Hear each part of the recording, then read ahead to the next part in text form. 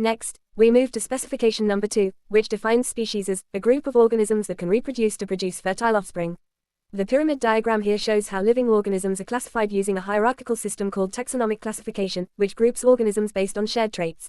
Starting at the bottom, the most specific level is species, which identifies the organism.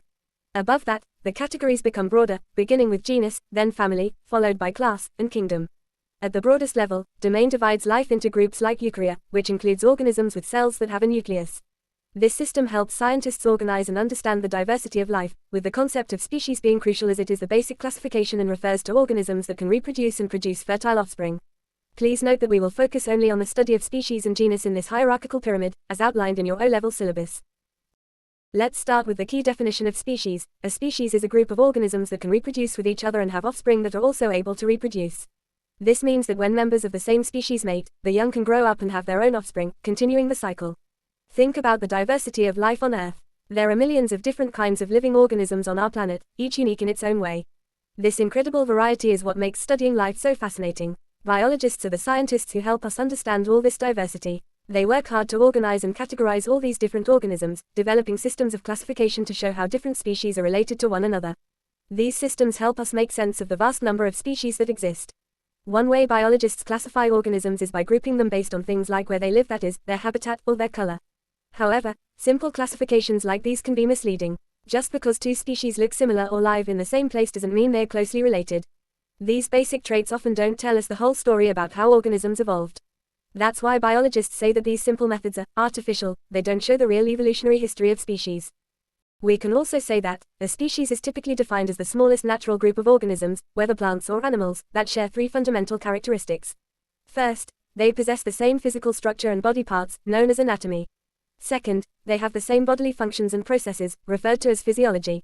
Third, they exhibit similar patterns of behavior. Additionally, members of the same species tend to look very similar to one another, which is an important aspect of this definition. For example, let's consider animals like a horse and a donkey to determine whether they belong to the same species or not. When a horse and a donkey are bred together, their offspring is a mule. Therefore, to determine if a horse and a donkey are the same species, we must examine the mule and assess its fertility. We know that a species is defined as a group of organisms that can mate and produce offspring that are capable of reproducing. It is important to note that a horse belongs to the species Equus caballus and has 64 chromosomes, while a donkey belongs to Equus asinus and has 62 chromosomes. When they mate, their offspring, a mule, has 63 chromosomes, an odd number. This unequal chromosome count makes mules sterile, meaning they cannot reproduce. This provides evidence that horses and donkeys are different species. Mules are not considered a species on their own. This example illustrates that although horses and donkeys can produce offspring together, but the ability to produce fertile offspring is crucial in defining a species.